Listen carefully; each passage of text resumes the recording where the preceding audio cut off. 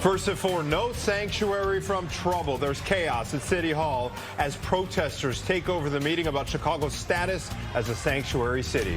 It is intense, to say the least, at City Hall right now. A special meeting to discuss Chicago's sanctuary city status, and the chaos caused from it last week is paused for now. People were escorted out of chambers, and now they are all waiting to get back in. So Chicago residents want the sanctuary city status to go to a citywide vote, but the mayor and his allies are blocking them by any means necessary. Let's talk about it.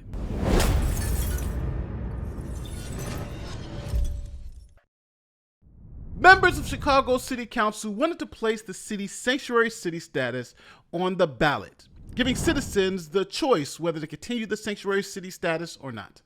Now, one female member was physically assaulted by another council member because he wanted to stop her from voting on the measure. Check this out. And we continue to follow that breaking news. After protests and calls for his resignation this weekend, 35th Ward Alderman Carlos Ramirez-Rosa has stepped down from his position as council floor leader. He blocked Alderwoman Emma Mitz from voting on a sanctuary city measure last week. Anita Padilla is joining us now with more on that. Anita. Yeah, that's right, Anita. Not only is the 35th Ward Alderman going to resign as the mayor's floor leader during city council meetings, but also his post as committee chair of the Zoning, Landmarks and Buildings Standard. Now, before we get into the details of that, you're going to need a quick recap. Now, Chicago once prided itself as a sanctuary city of sanctuary cities, a place where illegal immigrants could go and avoid deportation and would be welcomed with open arms.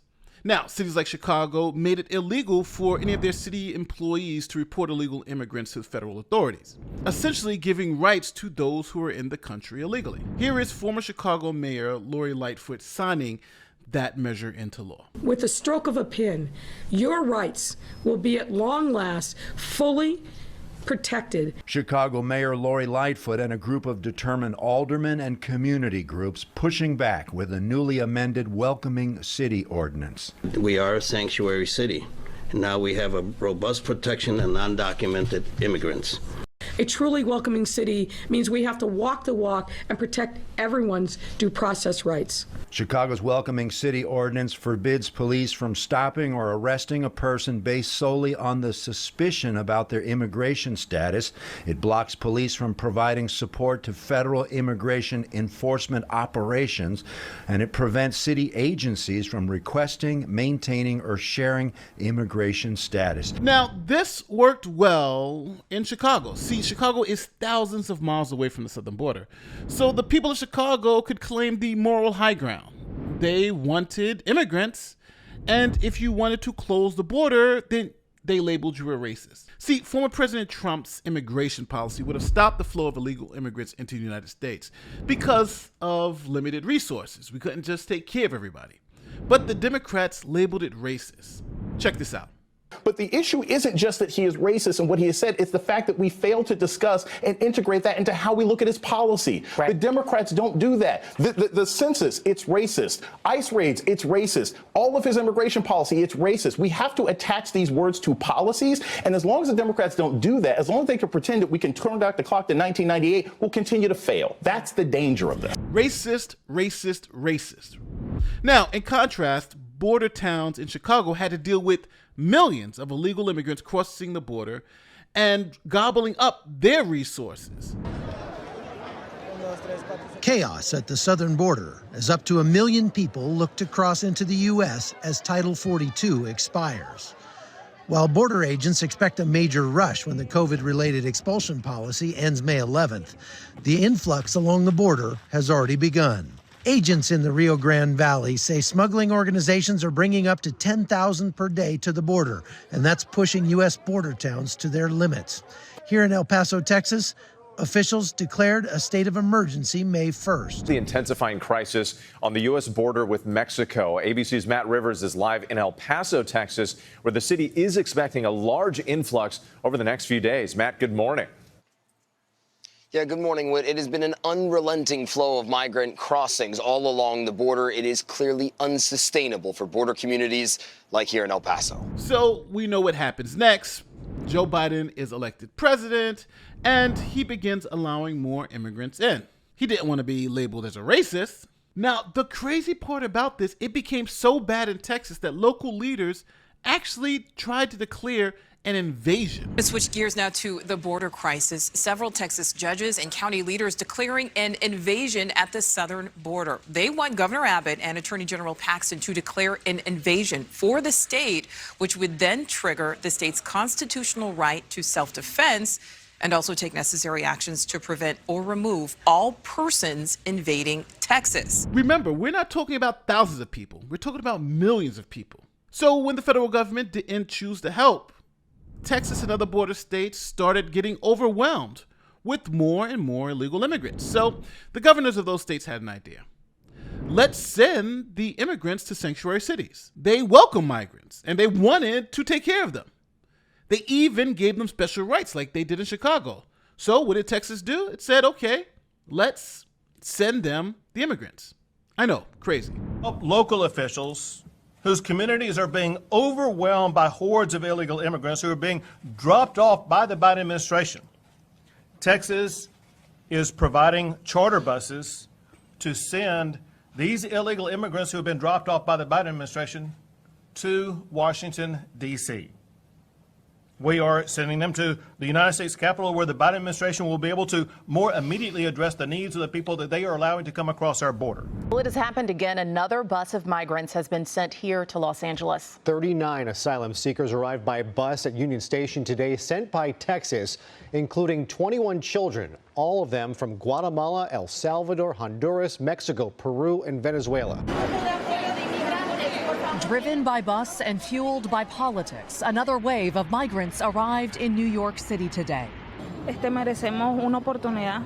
More than 4,000 have come since May, a metaphorical message from Texas Governor Greg Abbott. Texas has sent another bus of migrants away from the state, this one arriving in Chicago last night. It comes after the state has sent more than 8,000 migrants to New York and Washington, D.C. Texas Governor Greg Abbott said in a statement that plans are underway to bus migrants to additional cities. Now, things changed very, very quickly. See, the love of illegal immigrants turned into the horrors of illegal immigration, as these sanctuary cities quickly found out that there is a massive cost to open borders. How are you going to take care of these millions of people? This morning, the mayor of Washington, D.C. has requested the help of the National Guard to assist with the buses of migrants arriving to her city, which she described as a growing humanitarian crisis. We expect to escalate the number of people crossing the border seeking asylum. The crisis began in April when Texas Governor Greg Abbott and Arizona Governor Doug Ducey started sending busloads of migrants to Washington, D.C. in response to President Biden's decision to lift a pandemic-era emergency health order. Massachusetts Governor Maura Healey has declared a state of emergency to address the state's growing migrant crisis. The governor says there are over 20,000 people being temporarily housed across the state. Our top story, another bus of migrants arrived today in Los Angeles and were taken to St. Anthony's Croatian Church for processing. Back in New York, the mayor had a stark message this month. I don't see an ending to this. This issue will destroy New York City. Destroy New York City. Increasingly, the migrant crisis is being felt far from the border, including cities like Chicago, where officials say resources are running thin. Now, it's even gotten to a point where even left-wing commentators are saying that, hey, these sanctuary cities asked for it. They were the ones saying we want immigrants, so they sent them to you, and now you're complaining about something you asked for. Check it out. So, look, I said this on day one. I'm going to repeat it even with greater fervor today. I think that what Texas did makes sense. And so I know that a lot of people on the left don't want to hear that. But think about it, guys. So they had this immigration problem all along, and it wasn't spread out to many different states. It was just in Texas and, of course, the other border states. And the federal government kept saying, I don't care. Okay. Now, to be fair to the federal government, it doesn't just quite say that. It has a lot of different programs in place. The idea that there's open borders is nonsense. No, there's a border and they enforce it. They return people all the time, etc. But tons of people come in, and the border states said, why? Why do we have to shoulder all of this by ourselves? And started shipping it to other places that were more left wing and said they were more open to immigrants. So you're open to immigrants, here you go, here's immigrants. And now all of a sudden New York realizes, okay, well, being open to immigrants has consequences, right? And they're trying to adjust the best they can, and they're trying to be as welcoming as they can, but obviously some anger is building. And so why does Texas have to just deal with it? We all should deal with it, and it's of course a federal issue. And so they're not welcoming of immigrants, I am, but that doesn't mean that we have to make New Mexico, Texas, and Arizona deal with the whole thing. Agreed. No, it means that we all are responsible for our brothers and sisters that are both the immigrants and the New Yorkers and the Texans, etc. Now, let's get back to Chicago. See, things started getting out of control really fast as more and more illegal immigrants came to the city. The city became overwhelmed. Their resources became overwhelmed. And now the people in the city of Chicago understood that being a sanctuary city has a cost. Polls started showing that the majority of Chicago residents wanted to end the city's status as a sanctuary city. As more buses carrying migrants arrive every day, Chicago's designation as a sanctuary city is waning among likely voters, according to a new poll conducted by M3 Strategies. A majority of Chicagoans prefer to end sanctuary city versus keep it. Now, obviously, this is because the city is spending $40 million a month on migrants. At that price, it's unsustainable. And let's not forget, they already have homeless in the city that they can't take care of right now. Alderman did bring up the sanctuary city issue briefly during the Rules Committee hearing this morning before it was shut down. We're spending a lot of money. We're spending a lot of money every single day. I think we're up to $40 million a month now, ladies and gentlemen. We're up to $40 million a month. And to shut people out from having a voice is not what this city's foundation was built on. So, members of the city council attempted to place Chicago's sanctuary city status on the ballot and have the voters decide if they wanted to continue spending $40 million a month on illegal immigration or if that money could be used for something better. Now, one of the city council members, his name is Ramirez-Rosa. He's a close ally of the current mayor, Brandon Johnson, and he wanted to stop that vote by any means. He did not want the voters to have any voice in the matter on whether Chicago is a sanctuary city. So he threatened other members and even physically assaulted a female member, preventing her from voting. Check this out. Look, there's been a question of the public trust ever since last Thursday's special city council meeting when Alderman Ramirez-Rosa not only physically tried to restrain a colleague, but also sent out text messages to colleagues saying, don't come, don't worry, nothing's going to happen. He lied to members, he assaulted members, and then he threatened members as zoning committee chairman, saying that if you participate or if you vote for this measure, I'm going to withhold every zoning ordinance in your ward as long as I'm chairman. Those are threats. That's extortion. And to simply say that he could walk away on his own terms is not enough. He needs to be gone from city council because he has completely eroded the trust given to him by the voters of the 35th Ward and has no place being in city council at this point. All right, I want you to talk to us about what happened. I mean, you keep talking about, there was an assault of some sort, that there was a moment between Alderwoman Emma Mitz, a long-time serving alderwoman, and this 35th Ward Alderman Carlos Ramirez-Rosa. What happened that the cameras didn't capture? Well, on Thursday, there was a call for a special meeting, and in order to have any business move forward, you need 26 aldermen to be present in the chamber of the city council. We had 25, and from my vantage point at my seat, I could see in the doorway that there were at least 2 or 3 aldermen in the back room, 2 of which were Alderman Emma Mitz and Carlos Ramirez-Rosa. So while Alderman Beal was stalling on his motion, I ran in the back to see what was going on, only to find that Carlos was physically holding her and using his body to block her from gaining entrance to the chambers. I had to wedge myself to his back, lean into him, push him forward just to try and help Emma break free, at which point we were able to both walk in together and create the 26 members present for quorum to allow the business to move forward. Now, if you guys had any doubt whether Ramirez-Rosa did this, he actually admitted it and made this public apology. Check this out.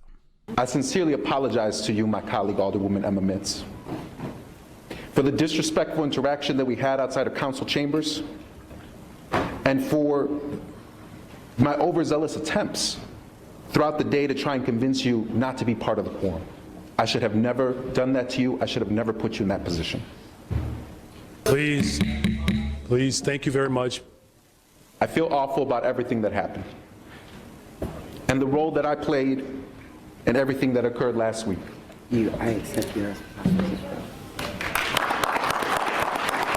But the fight is not over. See, the majority of the city council wants the question on whether Chicago stays a sanctuary city to go to voters. The mayor, Brandon Johnson, and his allies are doing everything in their power to stop that vote. And I think that's the problem. See, the mayor doesn't want to convince the voters to keep sanctuary city status and that it's the right thing to do. He wants to force them to keep it. And as this crisis gets more and more out of hand, he can't hide from the reality.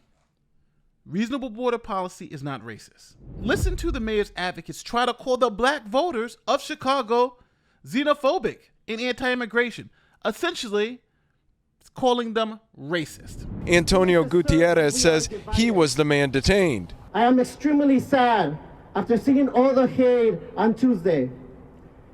Hate especially coming from other oppressed communities. And I am extremely disappointed at the elected officials at City Council that are using this moment to push their anti-immigrant and xenophobic political agendas. So now we've come full circle. The Democrats, the black liberal Democrats in Chicago are now the racists because they want reasonable border policy. In Chicago, no less. What a difference a day makes. Now, what do you think? Now, I think Chicago should put it up to a vote. If you're demanding the citizens pay $1 million a day, because if you think about it, $40 million a month is about $1 million plus per day. To take care of illegal immigrants, the least you can do is ask them if they want to do that. Don't forget to like, share, subscribe. Do all that great YouTube stuff. My name is Nate the Lawyer, and I'm going to see you on the next one. Peace.